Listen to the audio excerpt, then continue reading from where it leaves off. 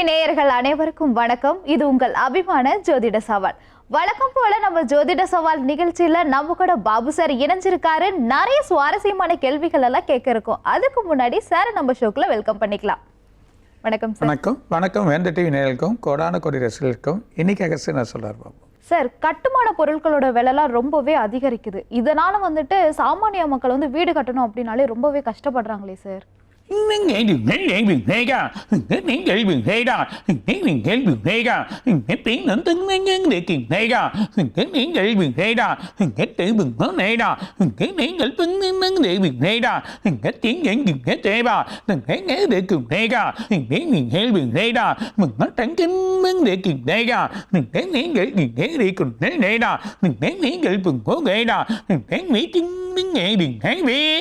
கண்டிப்பா வருங்காலத்தில் இது ரொம்ப கஷ்டம்தான்.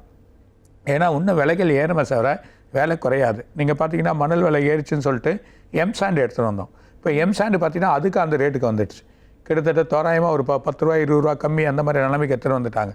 ஸோ இது மக்கள் கவனத்துலேயும் அது கவர்மெண்ட் கவனத்திலையும் நமக்கு எடுத்து போனோம். அதுவும் ஏழை மக்களுக்கும் நடுத்தர மிடில் கிளாஸ். ஸோ ஏழை மக்களுக்கும் சரி ரொம்ப ஏழையாக இருக்கவங்களுக்கும் நடுத்தர மிடில் கிளாஸாக இருக்கவங்களுக்கு ஒரு வழிமுறைகள் பண்ணக்கூடிய நிலைமை நம்ம ஏற்பட்டிருக்கு. அது நிலைமை கவர்மெண்ட் மூலிமா கண்டிப்பாக அதை செய்வாங்கன்றது வழியாக சொல்கிறார். எப்படின்னா ஒரு 30 லட்ச ரூபாக்குள்ளே வீடுகள் வரணும், வீடு மனைகள் வரணும், அந்த மாதிரி செய்யக்கூடிய நிலைமை அவுட்டரில் இந்த மிடில் கிளாஸ் ஃபேமிலிக்கும் ஏழைங்களுக்கும் வழிமுறையாக பண்ணி கொடுத்தாங்கன்னா இது நல்லாயிருக்கும். இந்த நிலையை அவங்க எடுத்து, ஏன்னா 30 லட்ச ரூபா மேலே யாரும் பட்ஜெட்டு இப்போ தாங்க முடியாது. இங்கே கட்டுறதுன்னா சாதாரண ஒரு 500 ஸ்கொயர் ஃபீட் கட்டினாவே கிட்டத்தட்ட ஒரு 15-20 லட்ச ரூபா ஆகிடும். ஸோ அந்த நிலைமைக்கு எடுத்துகிட்டு வந்துட்டாங்க. ஏன்னா அந்த அளவுக்கு ரேட்டு ஏறி இருக்குது. 2200 2300 ஒவ்வொரு இதுக்கு வாங்குறாங்க. அதை குறைக்கக்கூடிய நிலைமைன்னா மக்கள் எடுத்துகிட்டு வந்தோம். எப்படி ஒரு சிமெண்ட் எடுத்துகிட்டு வந்தாங்க. சிமெண்ட் கவர்மெண்ட் இல்லை வாங்கலாம் அப்படின்ற மாதிரி எடுத்துகிட்டு வந்தாங்க. அதே மாதிரியா மணல் செங்கல் நடுத்தர ஃபேமிலிக்கும் ஒரு ஏழையாக இருக்கக்கூடிய நிலையாக இருக்கவங்களுக்கு எடுத்துகிட்டு வந்தாங்கன்னா இது ஒரு நல்ல ஒரு பெரிய பலனை ஒரு பெரிய திட்டத்தை ஏற்படுத்தக்கூடிய நிலைமை இருக்கும். அதை எடுத்துகிட்டு வந்தால் அவங்க வீடு கட்டுறதுக்கு கொஞ்சம் வசதியாக இருக்கும். அந்த கட்டுமானத்துறையும் ஒரு கவர்மெண்ட் மூலியமாக வழி பண்ணிக்கலாம் அப்படின்ற ஒரு நிலைமையை எடுத்துகிட்டு வந்தாங்கன்னா அதுலேயும் ஒரு பெரிய பலன்கள் அவங்களுக்கு காத்திருக்கு. இந்த நிலைமை கவர்மெண்ட் எடுத்துகிட்டு வந்தாங்கன்னா மக்களுக்கு ஒரு பெரிய பலனை கொடுக்குன்றதை சொல்கிறார். அது ஒரு பக்கம் இருக்க, இனிமேட்டு விலை ஏறுறது நம்ம குறைக்க முடியாது. ஸோ கவர்மெண்ட் மூலயமா சில மானியங்கள் வழிகள் பண்ணி செயல் பண்ணால் தான் மக்கள் வர காலத்தில் கட்ட முடியலைன்னா இன்னும் விலைகள் இலவசி ஏறின்னு தான் போகுமே தவிர அதை குறைக்க முடியாது அப்படின்றத சொல்கிறாங்க. சார், அதே மாதிரி கட்டுமான பொருட்களுடைய தரமும் குறைஞ்சிருச்சு சார். ஏன்னா இப்போ கட்டுற வீடுகளாக இருக்கட்டும் இல்லை எந்த எல்லாத்துலேயும் அப்படிதான். எல்லாம் அந்த காலத்தில் கடைசியில் 60 வருஷம் 70 வருஷம் தாங்கணும். இப்போ 25 வருஷம் இல்லை 20 வருஷம் கட்டின ஒரு 3 நாள்லேயே எல்லாத்துலேயும் கிராக் விழுறது, எல்லாத்துலேயும் விரிசல் விழுறது, அந்த மாதிரி நிலைமை தான் இருக்குது. ஸோ அதுக்கான ஆள் இல்லை, பணி செய்யறதுக்கான ஆளுகள் இல்லை.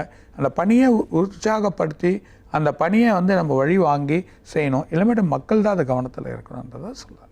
Okay sir. சார், அயோத்தியில் ராமர் கோவில் என்னதான் சார் சிறப்பு? உண்மையிலே ராமர் இருந்தாரா?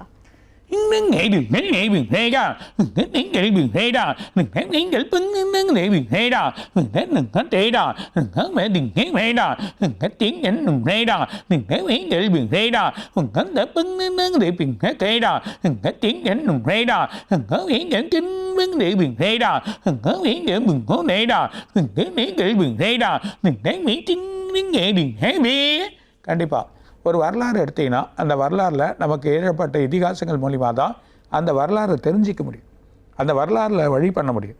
ஸோ ராமர் வாழ்ந்தது உண்மையாக இல்லையானாலும் கோசலையோட மைந்தன் தசரதன் வாழ்ந்தது உண்மையான கதை.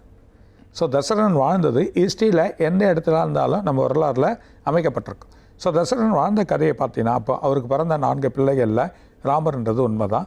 ராமர் ஒரு தெய்வ வழிபாட்டில் பிறந்தார் அப்படின்ற ஒரு உண்மையான வழி. அந்த உண்மை கதைகள் கொஞ்சம் இருந்தால் தான் இதிகாசங்கள் எழுதப்படும்.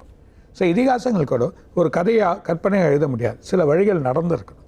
அந்த வழிகள் நடந்திருந்தால் தான் இந்த செயல் செய்ய முடியும். அதனால் அந்த வழிகள் நடந்திருக்கு, அதை காவியமாக அமைக்கப்பட்டதுனால தான் இந்த ராமருக்கு வழிபாடு உண்டு. அதே நேரத்தில் வடநாட்டில் போனீங்கன்னா நார்த்தில் ராமரை வென்றது ரொம்ப நிறைய பேர் இருப்பாங்க. ஸோ ராமர் ஒரு புண்ணியஸ்தான், ஒரு புண்ணிய வழிகாட்டி. பிறகு ஒருத்தன் ஒருத்தியோடு வாழ வேண்டும்ன்ற நிலையை எடுத்துன்னு வந்த ஒரு கதை தான் இந்த ராமரோட புண்ணியம் இது. அதனால தான் ராமர் காட்டுக்கு போகிறாரு, ராமர் வழி பண்ணுறார், இறைவனே காட்டுக்கு போகிறான், செயல் பண்ணுறான், மனிதனாக இருந்து கஷ்டப்படுறான். அந்த மனிதனோட கஷ்டத்தை தெரிஞ்சுக்கிறதுக்கு தான் இந்த இதிகாசங்கள். அதை படிக்க படிக்க நம்ம இவ்வளோ கஷ்டத்தில் இருந்தார் அப்படின்றப்போ நம்மளும் அந்த கஷ்டத்தில் இருக்கோம், இந்த கஷ்டத்துலேருந்து எப்படி வெளியே வரணும், அப்படி ஒவ்வொரு இன்னல்களாக ஒவ்வொரு பிரச்சனையாக அவருக்கு போகிறப்போ இந்த காலத்தில் நடக்கக்கூடிய ஒரு கம்பேரிசன் அதை பண்ணிக்கணும். அதை பண்ணக்கூடிய நிலையம் தான் இந்த காவியங்கள் நமக்கு நம்ம அப்போது இறைவனாக வழிபட்டாங்க. அது இல்லாமல் உண்மையாகவே ராமர் ஜலசமாதி நிறைய பேருக்கு தெரியாது. இறைவன் வழிபாட்டில் ஒரு சித்தராக வாழ்ந்திருக்கார். ராமர் வந்து கடைசியில் ஜலசமாதி ஆகிறார்.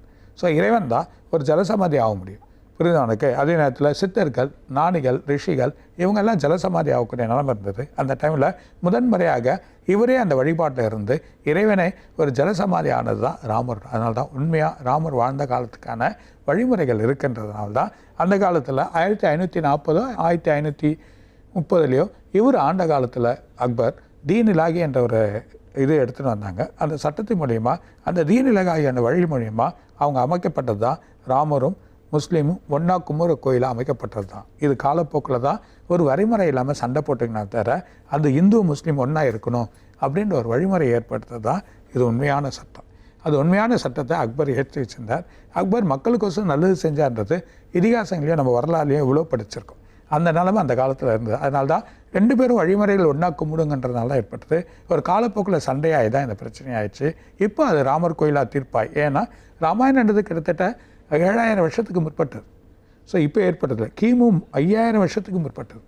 ஸோ அதில் இதிகாசங்கள் எழுதப்பட்டிருக்கு. அதோடு கேட்டினா இது ஒரு 2000 வருஷம் கூட்டினா கிட்டத்தட்ட 7000 வருஷத்துக்கு முற்பட்டது. அந்த 7000 வருஷம் விட்டதை அப்பயே அதை தெய்வ வழிகளாக இறைவனாக இது பண்ணி அதை பண்ணியிருக்காங்க. ஸோ அதுக்கப்புறமா ஒரு காலகட்டத்தில் இந்த 1000 வருஷத்தில் நிறைய பிரச்சனைகள் ஏற்பட்டிருக்கு, நிறைய கோயில்கள் இடிக்கப்பட்டிருக்கு, நிறைய கோயில்கள் போர் மூலியமாக இடிக்கப்பட்டிருக்கு. அந்த நிலைகள் ஏற்பட்டப்புறமா நிறைய கதைகள் நமக்கு விட்டு போயிடுச்சு. அதனால தான் ராமரோட வாழ்ந்த காலங்களில் சரியான ஒரு வழிமுறையாக நம்ம சில இடங்கள் சில கோயிலெலாம் தரமட்டமாக்கப்பட்டது. ஸோ அந்த தரமட்டமாக்கப்பட்டதுனால தான் இந்த பிரச்சனைகள் ஏற்பட்டது. அதில் 1500ஆவது வருஷத்தில் எல்லாமே ஒன்று என்ற குமுற நிலைமைக்கு வந்தது. அதுக்கப்புறம் இந்த 100 வருஷ காலத்துலேயும் ஒரு 40-50 வருஷமாக தான் இந்த கேஸ் கோர்ட்லாம் இருந்து இப்போ அது விழுமையாக இருக்குது. அதனால தான் ராமர் வழிமுறைன்றது நிறைய பேர் ராமரை கும்பிடுவாங்க. நாட்டில் ரொம்ப வழிமுறைகள் இருக்குது.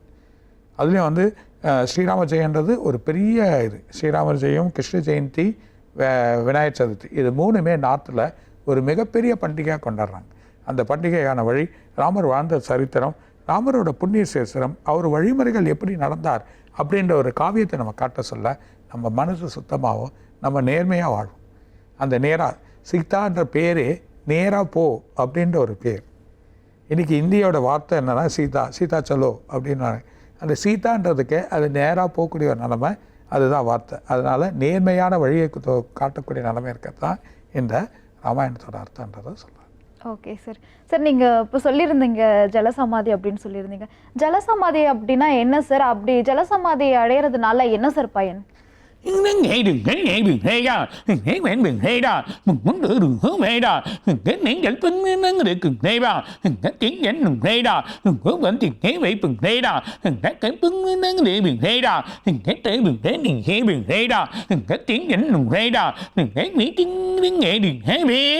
உலகத்தோட 3 பொருள், அந்த 3 பொருள் தான் சிரஞ்சீவி ஆகக்கூடிய தன்மையாக இருக்குது. 1 நெருப்பு, 2 காற்று, 3 தண்ணி. இது 3மே உடலில் 24 மணி நேரமும் தேவைப்படுது. ஸோ காற்றோட நெருப்பு கலந்திருக்கும், தண்ணி இருக்கும், புரிதவர்களுக்கு. அதே நேரத்தில் நெருப்போட தண்ணியும் காற்றும் கலந்திருக்கும், தண்ணியில் நெருப்பும் கலந்திருக்கும், காற்றும் கலந்திருக்கும். இது 3 குடிக்கிறதுக்கான தன்மை, உணவு, வழி, உடல், தத்துவம், வளர்மை எல்லாமே நமக்கு இருக்கக்கூடிய தன்மையாக காட்டக்கூடியதான் இந்த 3 பொருள்.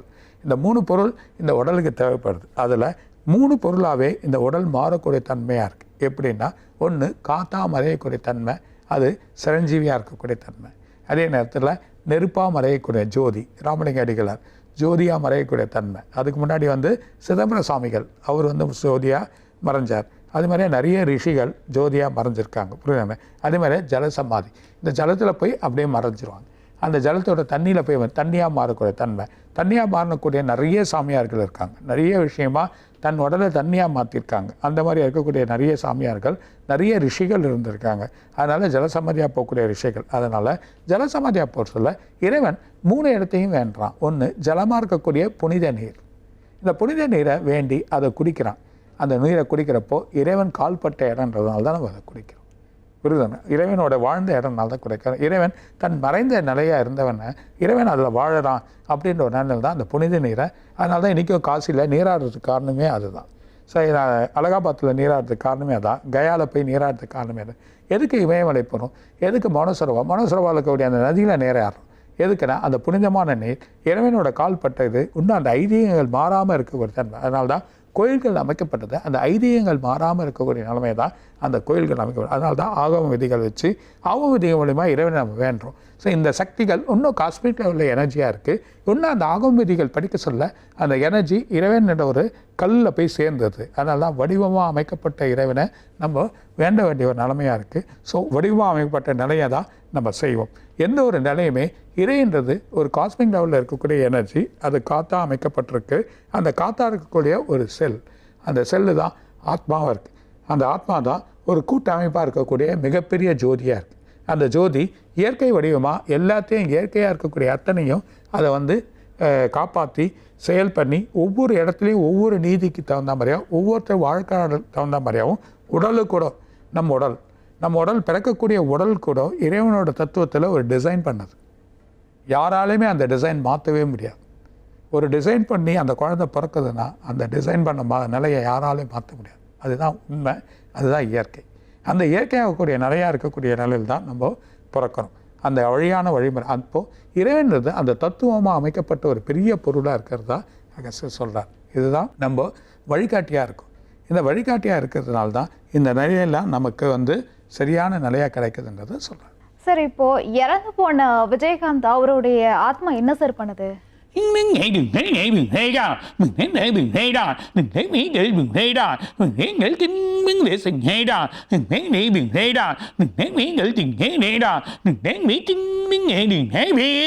வந்த நோக்கம் முடிஞ்சது, வந்த செயல். அவர் ஒரு 8 வருஷத்துக்கு முன்னாடி நான் வந்தது எல்லாமே நல்லது பண்ணிட்டேன் அப்படின்ற ஒரு எண்ணம் அவருக்கு வந்துடுச்சு. அவர் போட்ட புண்ணியங்கள், அவர் போட்ட சாப்பாடு. ஒரு மனுஷன் இருக்கத்திலே 2 தானம் தான் முக்கியமான தானம். ஒன்று அன்னதானம், 2வது கல்வி தானம். ஒரு பிள்ளைக்கு ஒரு கல்வியை நம்ம கொடுக்குறோன்னா அது ஒரு பெரிய தானம். அதே நேரத்தில் அன்னத்தை கொடுக்குறப்போ நம்ம உடம்புல இருக்கக்கூடிய உண்மையான பாவங்கள், உண்மையான செயல், நம்மளோட எல்லா பிரச்சனையும் தீர்ந்து இறைவன்கிட்ட போகிறதுனால தான் அந்த காலத்தில் ரிஷிகள் எல்லாருக்கும் உணவு கொடுத்தாங்க. எல்லாருக்கும் உணவு கொடுத்து அவங்களுக்கு உடைகள் கொடுத்து இந்த காலத்துலேயும் இந்த உணவு உடைகள் இதெல்லாம் ஏழைங்களுக்கு நம்ம கொடுக்குறப்போ அந்த அன்னதானம் கொடுக்குறப்போ நம்மளோட கர்மா விலகுது. நம்ம காஸ்மிக் லெவலில் எனர்ஜியாக சுற்றின்னு இருக்கிறது அந்த கர்மா. அது உடல்லையும் இருக்கும், வெளிப்புறத்துலேயும் இருக்கும். ஸோ வெளிப்புறத்தில் எந்த நேரத்துலையும் பிரச்சனையை உருவாக்கக்கூடியது அந்த கர்மா. இந்த கர்மா அன்னதானம் என்ற ஒரு பொருள் கொடுக்க சொல்ல மற்றவங்க அவங்க வாயால் நம்மளை போட்டுறப்போ நம்ம ஆத்மா துரிதம் அடையுது. அந்த துரிதம் அடைஞ்சிச்சு அவருக்கு, அவரோட வழி முடிஞ்சது, ஆத்மா இறைவன் கிட்ட போயிடுச்சு. சரி, ஓகே. இப்போ சார், இயற்கை சீற்றங்கள் மனித இனத்திற்கு என்னதான் சார் சொல்ல வருது?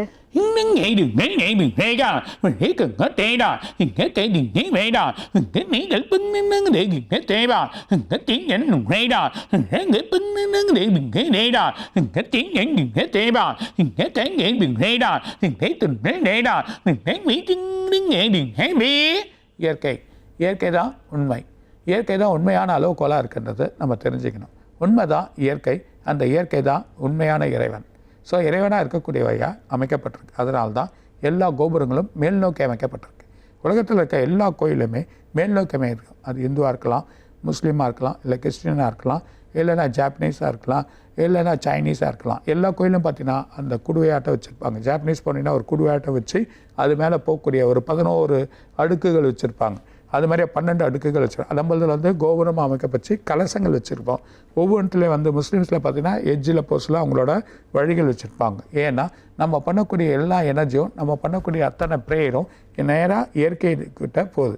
இயற்கையில் இருக்கக்கூடிய நல்ல படிவங்களை அமைக்கப்பட்டு அந்த காஸ்மிக் எனர்ஜியோட போய் கலக்கிறப்போ நம்ம நல்ல நிகழ்வுகள் நடக்குது. அந்த நல்ல நிகழ்வுகளை தான் இறை வழிபாடுன்றதை நம்ம சொல்கிறோம். அதனால தான் அது இயற்கை. அந்த இயற்கையே நமக்கு கூடிய பெரிய பிரச்சனைகள் கொடுக்குறப்போ அதை தாங்கி பிடிக்கிறது இருக்கக்கூடிய அத்தனை கோவில்கள் தான். அந்த கோயிலோட கோபுரங்கள் தான் எல்லாத்தையும் தாங்கி பிடிக்கும். அதனால தான் இறைவனை நம்ம வேண்டுறோம்.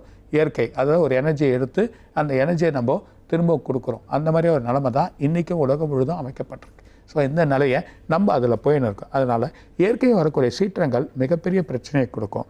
அதே நேரத்தில் கிரகச்சாரங்கள் ஒவ்வொரு பிளானட் பொசிஷன் மாற சொல்லியும் இந்த கிரகச்சாரங்களால் நமக்கு பெரிய பிரச்சனைகள் ஏற்படுறதுக்கான வாய்ப்புகள் அதிகமாக இருக்குது. அதனால் சனி தனித்து நின்னா ஒவ்வொரு 30 ஆண்டோ ஒவ்வொரு 33 ஆண்டுகளோ சனி வந்து தனித்து நிற்கக்கூடிய நிலைமை வரும். அப்படி பார்த்தீங்கன்னா 2 வருஷம் மிகப்பெரிய பீரியட், ஒரு கோவிட் வந்து ஒரு இது வந்து நோய் வந்து அது இல்லாமல் நிறைய கலாமிட்டிஸில் எர்த்குயிக் வந்து எவ்வளோ பிரச்சனைகள் மக்கள் அதே மாதிரி இன்னும் இந்த 2 வருஷம் இந்த கும்பத்தில் உட்காந்துருக்கனால மிகப்பெரிய பிரச்சனைகள் ஏற்படுத்த ஒன்று எர்த்குயிக் அதிகமாக வரலாம். அதிகமான சூழ்நிலையில் மக்கள் இறையலாம். அதாவது ஹீட்டு தன்மை, சூட்டுத்தன்மை, பூமி அதிகமான சூட்டுத்தன்மை அமைஞ்சுன்னு இருக்குது.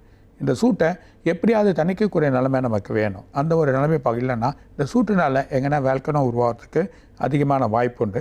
மக்கள் இன்னல்கள் போகக்கூடிய நிலைமை தான் இப்போ அதிகமான நிலைமை இருக்கும் இந்த 2 வருஷத்துக்கு. 2026 அப்புறமா இந்த பிரச்சனை வந்து விலகும். ஏன்னா சனி நேராக போய் குருவில் போய் உட்கார சொல்ல தன்மையாயிடுறாரு. ஸோ தன்னை நிலையை மாற்றிக்கிறார். அப்போது கிரகங்களுக்கும் இந்த பூமிக்கும் கனெக்ஷன் உண்டு. அதனால தான் 9 கிரகங்கள் நமக்கு அமைக்கப்பட்டது. அதில் 7 கிரகங்கள் மட்டும் ஒரு பிளானட்டாக எடுத்துக்கணும். 2 கிரகங்கள் கண்ணுக்கு தெரியாதவை, ராகு கேது. அதாவது அதனால தான் 7 கிரகத்தோட 1 8வது சேர் தான் பூமி. ஸோ 8வது பிளானட் தான் நம்ம வந்து கிருஷ்ணர் சொல்கிறோம். ஸோ கிருஷ்ணர் சொல்கிறதுக்கு காரணமே இந்த 8வது பிறவி. அது ஒரு பிறவி ஒரு பிளானட்டாகவே பிறந்திருக்கு. அந்த பிளானட்டில் வாழக்கூடிய தன்மையாக நமக்கு அமைக்கப்பட்டிருக்கு. இறைவன் எல்லா பொருள்களையும் நமக்கு இயற்கையாக கொடுத்துருக்கான். அந்த இயற்கையை மதிக்க தெரியும். அந்த இயற்கையை மதித்து அதுக்கான வாழக்கூடிய தன்மை நமக்கு தெரிஞ்சால் தான் நம்ம வாழக்கூடிய நன்மை. அதனால தான் மனுஷன் தத்துவத்தை பேசுகிறது, மனித நிலைமையை வந்து உயர்த்தி காட்டுறது, உடலை வலிமையாக ஆக்கிறது, அது மாதிரியா அவன் பேசுகிற அர்த்தங்கள் வந்து மற்றவங்களுக்கு நல்லது செய்யணும் அப்படின்றது தான் ஆதி காலத்துலேருந்து அரசன் வழியில் நமக்கு செயல். அரசன் இருக்கப்போ ஒரு குரு வந்து அந்த குருவா வழியில் எல்லாத்தையும் செயலாக இருந்தாங்க. இந்த காலத்தில் அதை விட்டுட்டு நம்ம போகிறப்போ நேச்சர் நம்மளை விட்டு விலகி போகுது. புரியுதானுக்கு நம்ம அந்த இயற்கையை விட்டு விலகி போயின்னு இருக்கும். ஸோ இயற்கைன்றது செயற்கை ஒரு நிலையில் வந்துன்னு இருக்கும். நிறைய செயற்கையான பொருட்களை தான் சாப்பிட்றோம், செயற்கையான உரங்களை தான் கூட. இயற்கையை விட்டு விலக மனிதன் இன்னும் அந்த நிலையை விட்டு விலகி போயின்னு இருக்கான்றது தான் அர்த்தம். அதுவும் அதை மாற்றணும்னா இயற்கைக்கு முரண்பாடு இல்லாமல் நம்ம செய்யணும், இயற்கைக்கு முரண்பாடு இல்லாமல் வாழணும். அந்த நிலையை எப்போ வாழறப்போ இயற்கை நமக்கு நல்ல நிலையை கொடுக்கும் அப்படின்றத சொல்கிறேன். சார், நிலநடுக்கம் வந்து அதிகரிக்கும் அப்படின்னு சொல்லியிருந்தீங்க. நிலநடுக்கம் தவிர்த்து இன்னும் வேற எந்த மாதிரியான இயற்கை சீற்றங்கள்லாம் சார் வரும்? இந்த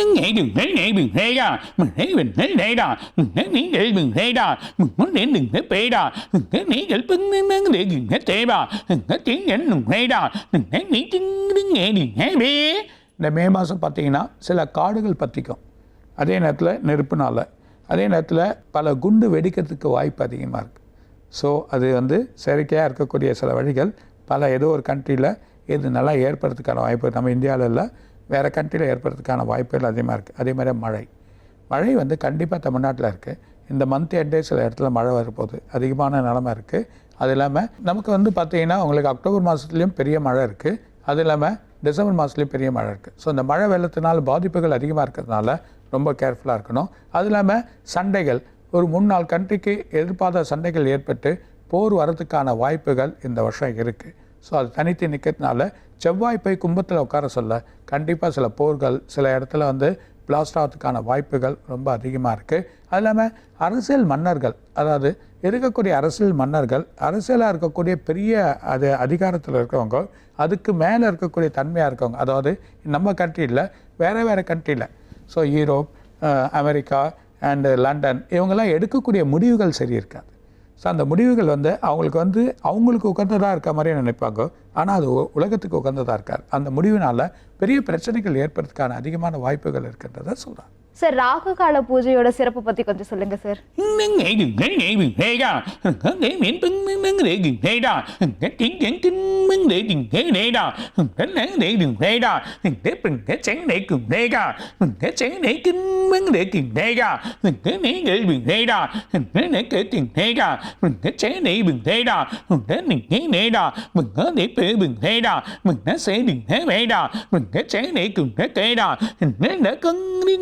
Thế đó, thằng thế nghĩ biển thế đó, thằng thế nấm phần thế nó để biển thế đó, thằng thế nghĩ biển thế đó, thằng thế phải biển thế mẹ đó, mình thế để biển thế mẹ đó, thằng thế nghĩ bưng nó để biển thế tệ đó, thằng thế nghĩ chính đến nghệ biển thế bê.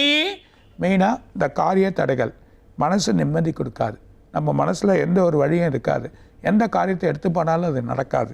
ரெண்டாவது வந்து செயல், ஒரு குழப்ப நிலைமையை எப்பவுமே ஏற்றுக்கும். மந்த நிலைமை ஏற்படுத்தக்கூடிய நிலைமையெல்லாம் இருக்கிறப்போ இந்த ராகுகால பூஜை கண்ணுக்கு தெரியாத வரக்கூடியவை, உடலில் வரக்கூடிய வியாதிகள், உடலில் வரக்கூடிய பிரச்சனைகள், இது ரெண்டாவது இன்சிடென்ட், எதிர்பார்க்காத இன்சிடென்ட், கண்ணுக்கு தெரியாத நடக்கக்கூடிய பிரச்சனைகள், இதெல்லாம் இந்த ராகுகால பூஜையில் போகும். இந்த ராகுகால பூஜை பண்ணுறது ஒரு மகத்தான பலனை கொடுக்கும். அது இல்லாமல் உங்களுக்கு மெயினாக 3லேருந்து 4:30 நம்ம செவ்வாய்க்கிழமையில் நீங்கள் செவ்வாய்க்கு அர்ச்சனை பண்ணலாம், இல்லைன்னா துர்க்கைக்கு விளக்கேற்றலாம். இந்த துர்க்கைக்கு விளக்கேற்ற சொல்ல அனைவரும் இந்த பெரிய பிரச்சனையிலேருந்து விடுபடுறதுக்கான வாய்ப்புகள், அதுவும் எலுமிச்சைப்பழத்தை வச்சு அதை பண்ணக்கூடிய நம்ம சொல்லக்கூடிய அந்த வார்த்தைகள் மெசேஜ் ஆகி அந்த எலுமிச்சைப்பழம் விளக்கேற்றுறப்போ அந்த மெசேஜை தாக்கு பிடிச்சி அது இயற்கையான நேச்சுராக வெளிப்படுத்துகிறப்போ நம்ம உடலோட பிரச்சனைகள், வரக்கூடிய காரியங்கள் தீரக்கூடிய நிலைமை இருக்குது. அதே நேரத்தில் 4 நாள் ராகு காலத்தில் சரபேஸ்வரர், இந்த சரபேஸ்வரர் வேண்ட சொல்ல பலவிதமான எண்ணங்கள் தோணும் என்று சொல்கிறாங்க. ஏன்னா இறைவனே போரிட்டு சண்டை போடுறப்போ இந்த சரபேஸ்வரன் ரூபத்தில் சிவன்